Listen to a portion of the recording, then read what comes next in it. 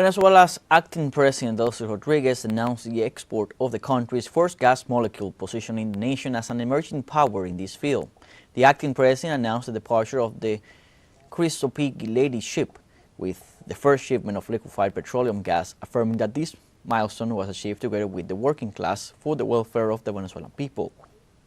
Previously, on January 16th, the acting president had reported during the National Council of Productive Economy that for the first time in its history, Venezuela had signed a contract for the commercialization of liquefied petroleum gas, a step that positions Venezuela as an emerging power in this field beyond oil. It was also highlighted that this export represents the efforts of the national hydrocarbon industry to continue the sustained increase in its sovereign production. And the government of Cuba ratified its condemnation of all forms of terrorism while reaffirming its commitment to the fight against money laundering in the region. In a statement issued by the Ministry of Foreign Affairs, the Caribbean nation expressed Cuba unequivocally condemns terrorism in all its forms and manifestations while reaffirming its commitment to cooperate with the United States and other nations to strengthen regional and international security. The statement follows. Cuba categorically declares that it does not host, support, finance, or allow terrorist or extremist organizations. Our country maintains a policy of zero tolerance towards the financing of terrorism and money laundering and is committed to the prevention, detection, and confrontation of illegal financial activities in accordance with international standards. The entity also emphasized that any past interactions involving individuals subsequently designated as terrorists occur solely in limited humanitarian contexts linked to international recognized peace processes at the request of their respective governments in a fully transparent manner. At the end of its proclamation, the foreign ministry states that the Cuban people and the U.S. people benefit from constructive engagement, cooperation in accordance with the law, and peaceful coexistence. Cuba reaffirms its willingness to maintain a respectful and reciprocal dialogue geared toward tangible results with the government of the United States based on mutual interest and international law. In Costa Rica, after the release of the preliminary results from the presidential and legislative elections by the Supreme Electoral Tribunal, official candidate Laura Fernandez has emerged victorious with 41.51% of the vote. Fernandez from the right-wing Sovereign People's Party surpassed the 40% threshold required by Costa Rican electoral law, winning the election in the first round, with a voter turnout of 72.36%, the highest since 2022. Fernandez defeated her closest rivals, Álvaro Ramos from the National Liberation Party, who at the time of the preliminary results release had 38.13% of the votes, and Claudia Robles from Citizen Agenda Coalition, who trails with 5.84%. This marks the second time in Costa Rica's 204 years history that a woman has been elected president. And according to preliminary data from the Costa Rican Supreme Electoral Tribunal, the governing conservative Sovereign People's Party leads the results of the legislative elections held on Sunday with a significant advantage over its main contenders. With 90% of the ballots counted, the Sovereign People's Party has obtained 39.09% of the votes, which would allow it to obtain around 30 seats in the Legislative Assembly. In second place is the historic National Liberation Party with 25.29% and 18 deputies, followed by the to obtain around 30 seats in the Legislative Assembly. In second place is the historic National Liberation Party with 25.29% and 18 deputies, followed by the Broad Front with 15.72% of the votes. Further behind are the Citizen Agenda Coalition and the Christian Social Unity Party with 1 deputy each. And Uruguayan President Yamandu Orsi is currently visiting China. Our correspondent Bruno Falsi is there with all the details. Greetings, comrades. I am in Beijing now to report to you that the president of Uruguay, Yamandu Orsi, have arrived in China to begin an official visit that will take place during this week. The agenda is centered in strengthening the bilateral bond and the political, economic, academic, and cultural cooperation in a global context of reconfiguring of international trade.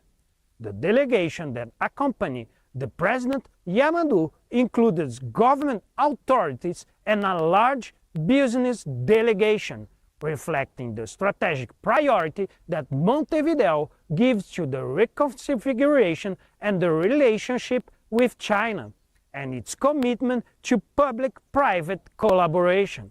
In this framework, the Uruguayan Chancellor highlighted the historical nature of this visit. And let's listen now to his words. La visita de un presidente de Uruguay que esté acompañado por el número. The visit of a Uruguayan president, accompanied by the largest number of business leaders in history, more than 65, marks part of this new reality. De rubros muy diferentes, desde los temas de la seguridad alimentaria, agrícola. From very different sectors, including food security, agriculture, technology, and logistics. Esa combinación público-privada que se va a dar en... We believe that this public-private partnership, which will be evident in President Orsi's delegation to China, comprised of several state ministers, especially from the productive sector and including numerous directors of state agencies, will undoubtedly mark a significant leap forward in various areas during our time in Beijing and Shanghai. The political core of this visit will take place tomorrow with the meeting between Orsi and the President of the People's Republic of China, Xi Jinping, followed by the signing of important agreements aimed at deepening different aspects of the bilateral relationship, including trade, agriculture, innovation, logistics, and science and technology. Furthermore, the President Orsi will meet with the Prime Minister Li Qiang and the President of the National People Assembly, Zhao Leiji. China remains the main destination for Uruguayan exportations, concentrating more than a quarter of its external sales, with a key weight in products such as the sea beans, the meat, and the cellulose. With this news from Beijing, we return with you in the studios in La Habana, Cuba. The Cuban government strongly condemns all forms of terrorism and reaffirms its willingness to work with the United States and any other nation on regional and international security issues. The Foreign Ministry emphasized that the country neither harbors nor supports or finances extremist or terrorist organizations and ratified its policy of zero tolerance towards the financing of discourage and money laundering. The government pointed out that contacts with individuals and organizations designated as terrorists took place in limited humanitarian contexts linked to peace processes recognized internationally at the request of foreign governments and were conducted in a clear and transparent manner. Likewise, Havana categorically rejected the designation of the threat to the United States, while denying the existence of military bases of foreign intelligence on its territory. And Venezuela celebrates 27 years since the beginning of the Bolivarian Revolution led by Commander Hugo Chavez after winning the 1998 presidential elections. On February 2, 1999, Hugo Chavez was sworn in as president of Venezuela after being elected with more than 56% of the vote. At the time, Chavez became the first leader of a non-traditional political party to govern the South American country. In a few months, the commander of the Bolivarian Revolution promoted a constituent process to reform the 1961 Constitution with the aim of laying the foundations for a new socio-political and inclusive model. Chavez's government ended more than 40 years of bipartisan policies to listen to and raise the voice of the most vulnerable and marginalized sectors of the country. And as part of this commemoration, Venezuelan Foreign Minister Ivan Hill wrote on his social media accounts, 27 years ago, the history of Venezuela changed forever. Commander Hugo Chavez took office on February 2, 1999, after winning the December 1998 elections with 56.20% of the vote. Thus began the Bolivarian Revolution and the Fifth Republic, where sovereignty, people's power, justice, dignity, and anti-imperialism became the new foundations of Venezuelan society. For his part, the Cuban Foreign Minister Bruno Rodriguez also wrote, "We congratulate the government and people of Venezuela on the 27th anniversary of the triumph of the Bolivarian and Chavista Revolution. That date marked a milestone in the history of our Americas due to its commitment to the sovereignty, independence, unity, and development of the peoples of Latin America and the Caribbean. We will continue to defend the legacy of Commander Hugo Chavez and the release of President Nicolás Maduro and his wife." On Sunday, Colombian President Gustavo Petro arrived in the United States, where he will follow a 4-day official agenda focused on bilateral issues. According to the official schedule, the meeting with President Donald Trump will take place on Tuesday, February 3rd at 11 a.m. local time, and will seek to define the roadmap for the relationship between the countries. The delegation accompanying the head of state includes Foreign Minister Rosa Villavicencio, Defense Minister Pedro Sanchez, Director of Crop Substitution Gloria Miranda, and President of Ecopetrol Ricardo Roa. Prior to the dialogue with President Trump, the Colombian leader will hold a meeting on Monday at the Organization of American States. The visit aims to rebuild diplomatic relations and make progress on issues of security, cooperation, migration, and the economy. And the U.S. Department of Justice has released an extensive file on the Jeffrey Epstein case, including disturbing testimony from alleged victims. Among the documents, one standout allegation describes ritual sacrifices, dismembering of babies, and acts of cannibalism. One of the testimonies collected by the Federal Bureau of Investigation describes scenes of extreme violence and rituals involving physical assaults and inhumane practices. After these texts were published, social media linked this information to past allegations such as those made in 2008 by Mexican model Gabriela Rico, who publicly accused international elites of practicing cannibalism. After this accusation, the Mexican model was never seen again.